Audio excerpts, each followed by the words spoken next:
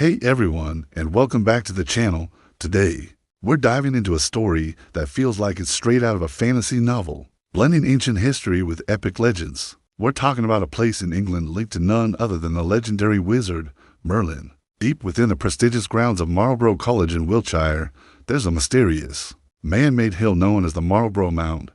But its other, more enchanting name is Merlin's Mound. And yes, you guessed it. Local legend claims this is the final resting place of Merlin, King Arthur's magical mentor and guide. The town of Marlborough even has a motto that translates to, "Where now are the bones of the wise Merlin?" How cool is that?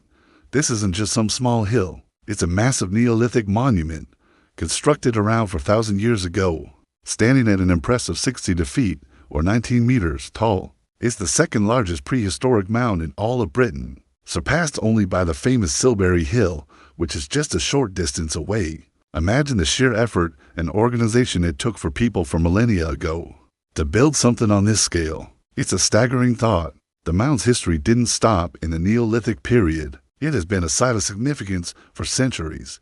After the Norman conquest in 1066, William the Conqueror himself recognized its strategic importance and ordered a castle to be built right on top of it. So, this ancient structure was repurposed as a foundation for a powerful medieval fortress, layering history upon history. Fast forward to more recent times, the mound became part of Marlborough College, a renowned boarding school that has educated some famous figures, including Catherine, the Princess of Wales, and comedian Jack Surmise. Over the years, the college has made its own additions. In the 18th century, a beautiful shell grotto was dug into its side, and in the 20th century, more practical buildings were added. These included a carpentry workshop, toilets, a plant room, and a water pump. While these buildings served a purpose, they weren't exactly in keeping with the ancient and mystical character of the site. They were essentially modern structures cut into the side of a 4,000-year-old monument. Recognizing this, Marlborough College, along with the Marlborough Mound Trust, which was formed in 2000 to protect the site, decided it was time for a change.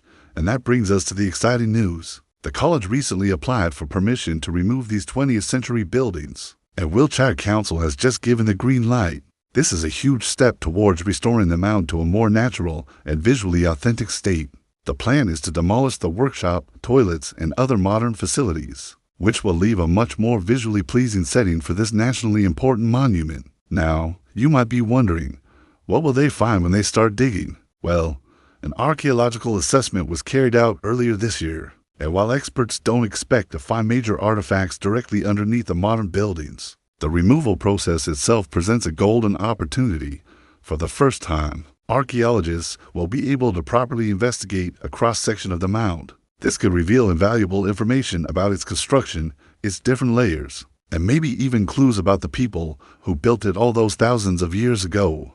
The plans also note there has good potential to uncover traces of medieval and post-medieval waterways that once flowed around the site. Think about what this could mean. We could learn more about the Norman castle, or perhaps even find evidence from earlier periods that has been hidden for centuries. It has a chance to peel back the layers of time on a site that has been a focal point for kings, knights, and scholars. Of course, everyone's secret hope is that they'll find something linked to the Merlin legend. While archaeologists are generally skeptical about finding the actual tomb of a wizard, the legend itself is a powerful part of the mound's identity and cultural significance. The story has captivated people for generations, and this restoration project brings that enchanting tale back into the spotlight. So, what happens next? The demolition work will begin, carefully managed to protect the integrity of the mound.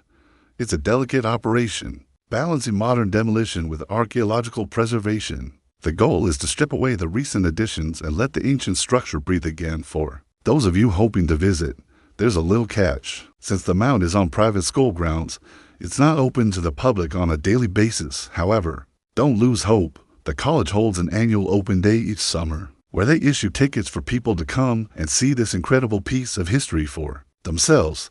With the new restoration work, future open days are going to be even more special. This project is a fantastic example of how we can respect and preserve our ancient heritage. It's about recognizing that some places are too important to be cluttered with modern constructions. By removing these buildings, Marlborough College is ensuring that Merlin's Mound can continue to inspire awe and wonder for generations to come. Whether you see it as a remarkable feat of prehistoric engineering, a key site in Norman history, or the legendary tomb of the greatest wizard of all time, it's a story that beautifully combines archaeology, history, and folklore. We'll definitely be keeping a close eye on the progress of the restoration and any discoveries that are made. Who knows what secrets Merlin's mound is waiting to reveal? What do you guys think? Do you believe the legends of Merlin? And what do you hope the archaeologists will find? Let me know your thoughts down in the comments. I'd love to hear what you have to say. Thanks so much for watching. If you enjoyed this journey into history and legend, please give this video a thumbs up and consider subscribing for more stories about the incredible world around us. We'll see you in the next one.